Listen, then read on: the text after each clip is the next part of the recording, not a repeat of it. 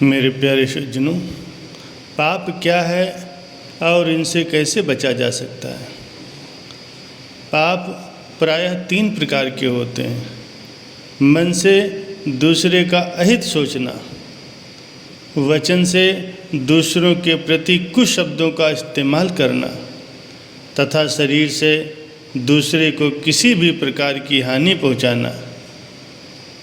पाप किसी न किसी प्रकार का हो, अपने मन में अशांति उत्पन्न करता है।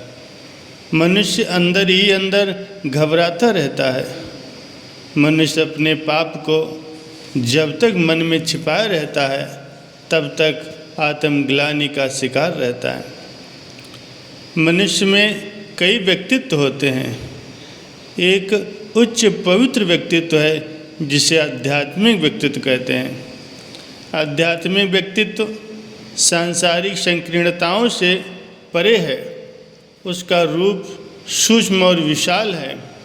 ईर्ष्या द्वेष रहित है। ये सांसारिक विषय वासनाओं पर नियंत्रण करने वाला है। मनुष्य जब पाप करता है तो उसका यही आध्यात्मिक व्यक्तित्व कचोटता रहता है, बुरा भला कहता है, धिक्कारता है। इसीलिए पाप और विकार में व्यक्तित्व डरता रहता है। मन सदा बेचैन बना रहता है। आध्यात्मिक व्यक्तित्व की सजा मनुष्य अंदर ही अंदर भुगतता रहता है। उसके अंकुश की पैनी मार उसे व्यथित करती रहती है।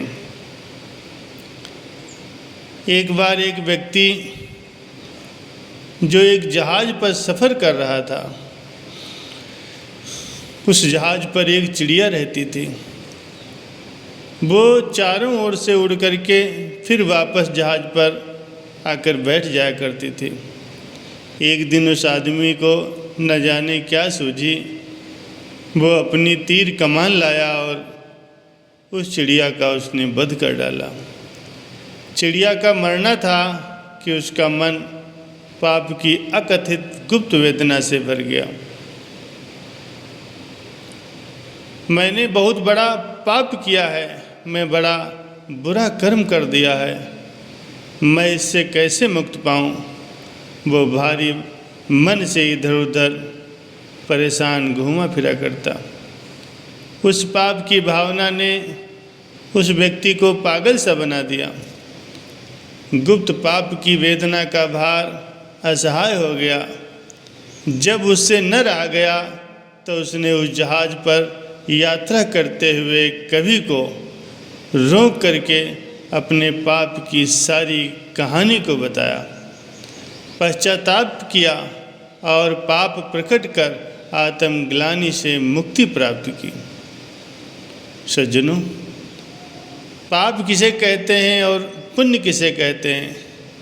साधारणतः यह कहा जाता है कि जिन कर्मों से मनुष्य नीचे गिरता है या उसकी वृद्धि भ्रष्ट हो जाती है उसे पाप कहते हैं।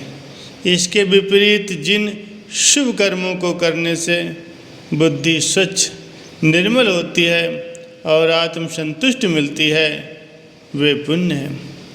पाप से मन में कुविचार और कुकर्मों के प्रति कुवृत्ति उत्पन्न होती है। अपुण्य से अंतःकरण शुद्ध होता है। ये तो मनुष्य को पाप करते ही स्वयं मालूम हो जाता है कि मुझसे पाप हो गया है, किंतु फिर भी शास्त्रों के अनुसार ऐसे पाप हैं जिनसे सदा सर्वदा के लिए बचना चाहिए। 5 महापातक हैं। एक ब्रह्म हत्या, अर्थात वेदज्ञ, तपस्वी और ब्राह्मण की हत्या करना। दूसरा है सुरापान, मद्यपान। ऐसा पाप है जिससे मनुष्य पतन की ओर झुकता है, कुविचार और कुकर्म की ओर प्रवृत्त होता है। तीसरा है गुरु पत्नी के साथ अनुचित संबंध। चौथा है चोरी करना। इसमें हर प्रकार की चोरी सम्मिलित होती है। चोरी का माल स्वयं नष्ट हो जाता है और घर में जो धर्म की कमाई होती है उसे भी नष्ट कर डालता है। पांचवा है, महापातकियों के साथ रहना एक पाप है, क्योंकि उसके संसर्ग से कुवृत्ति उत्पन्न होती है। इसके अतिरिक्त अनेक उपपातक अर्थात छोटे छोटे पाप हैं जिनसे सावधान रहना चाहिए। ये बहुत से हो सकते हैं, परंतु मुख्य रूप से ये इस प्रकार से हैं, जैसे गोवध, अयोग के यहाँ यज्ञ करना, व्यभिचार और परस्त्री गमन, अपने को बेच देना, गुरु माता पिता की सेवा न करना, वेदाध्ययन का त्याग करना, अपनी संतान का भरण पोषण करना, बड़े भाई के अविवाहित रहते अपना विवाह करना, कन्या को दूषित करना, सूद पर रुपया लगाना, ब्रह्मचर्य व्रत का अभाव, विद्या को बेचना, निरपराधी जीवों का वध करना, जैसे भोजन के लिए चिड़िया मछलियों आदि को मारना, ईंधन के लिए हरे वृक्ष को काट डालना, वृक्ष में भी जीव है, हरा वृक्ष काटना एक प्रकार से हत्या करने के ही समान है। अगला है अभक्ष्य पदार्थों को खाना, जैसे मांस, मदिरा, प्याज, लहसुन, अंडा इत्यादि से बुद्धि विकार में होती है और पाप में प्रवृत्ति बढ़ती है। अतः सदा सात्विक आहार ही खाना चाहिए। अग्निहोत्र न करना, अपने ऊपर चढ़ा हुआ कर्ज न चुकाना, गंदी पुस्तकें पढ़ना, इससे मनुष्य मानसिक व्यभिचार की ओर अग्रसर होता है और खुराफातों से मन भर जाता है। मन के समस्त पाप इस प्रकार के कुचिंतन से ही आरंभ होते हैं। परद्रव्य, पर स्त्री, पराई वस्तुओं को लेने की इच्छा, व्यर्थ का अहंकार, ईर्ष्या, द्वेष आदि ये सब कुचिंतन के ही पाप हैं। मन में अनिष्ट चिंतन होने से मनुष्य वाणी से पाप करता है। असत्य भाषण, चुगली, असंबंध प्रलाप और कठोरता की वाणी, इस प्रकार शरीर से होने वाले अनेकों पाप हैं, जैसे हिंसा परदारा सेवन, दूसरों की वस्तुओं पर बलपूर्वक अधिकार। इनमें से प्रत्येक की उत्पत्ति तब होती है जब मनुष्य के मन में कुविचारों का जन्म होता है। बीज में वृक्ष की तरह शरीर में वासनाएं छिपी रहती हैं। तनिक सा प्रोत्साहन पा करके ये बाहर निकल आती हैं और गंदगी की ओर प्रेरित करती हैं। मन के गुप्त प्रदेश में छिपी ये गंदी वासनाएं ही हमारी गुप्त शत्रु हैं। वासना बंधन का, नाश का, पतन का, अवनति का प्रधान कारण है। काम वासनाएं 18 वर्ष की आयु से उत्पात मचाना आरंभ करती हैं और 45 वर्ष की आयु तक भयंकर द्वंद्व मचाती रहती हैं। दुष्कर्म की ओर प्रवृत्ति करती हैं। विवेकी पुरुष को वासना की भयंकरता से सदैव सावधान रहना चाहिए। वासना ही सांसारिक चिंताओं को उत्पन्न करने वाली विभीषिका है। सज्जनों, पाप कर्मों से कैसे बचें? महत्व इसका है कि पापों से छुटकारा कैसे हो।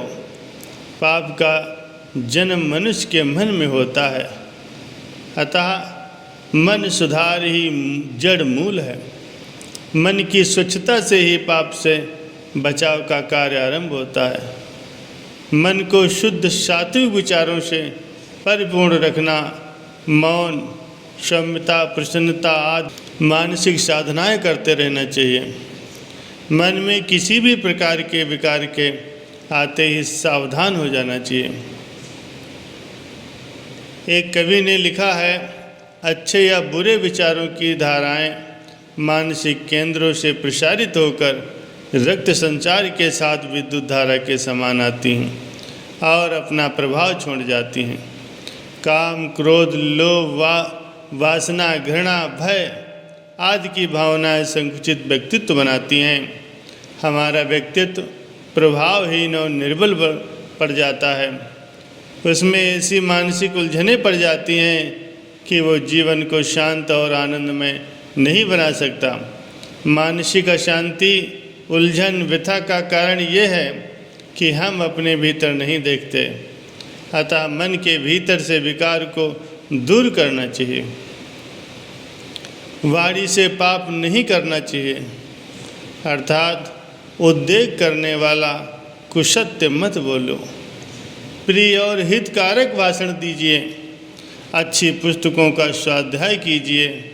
आत्मा को प्रिय और आत्मा के आदेश के अनुकूल शरीर के पापों से मुक्ति के लिए पहले स्नान द्वारा शुद्धता प्राप्त कीजिए। स्वच्छ वस्त्र धारण कीजिए। ब्रह्मचर्य का अभ्यास अर्थात आडंबर, शून्यता, अहिंसा, देवता, ब्राह्मण, गुरु, विद्वानों की पूजा शरीर के पापों से मुक्ति के लिए अमोघ उपाय है। इन सब की प्राप्ति इंद्रियों के संयम से अनायास ही हो जाती है। गीता में कहा गया है कि इंद्रियों, मन, बुद्धि को संयम में रखने वाला मुनि ही मोक्षपरायण होता है। इच्छा, मन और क्रोध से फिर मुक्त होकर के वो जीवन मुक्ति की अवस्था में विचरता है। पाप करने वाला व्यक्ति यदि चाहे तो दुखी होकर के अपना पाप लोगों में प्रकट करने से, सच्चा पश्चाताप करने से, सद्ग्रंथों के अध्ययन से, तपस्या से पाप मुक्त हो सकता है। जैसे जैसे उसका मन पाप की निंदा करता जाएगा और सद्विचार तथा आत्मग्लानि के प्रभाव पैदा होंगे, वैसे वैसे वो पाप से छूटता जाएगा। भविष्य में किसी भी प्रकार का भी पाप न करने का दृढ़ संकल्प और उसका अभ्यास पाप मुक्ति का मुख्य साधन है।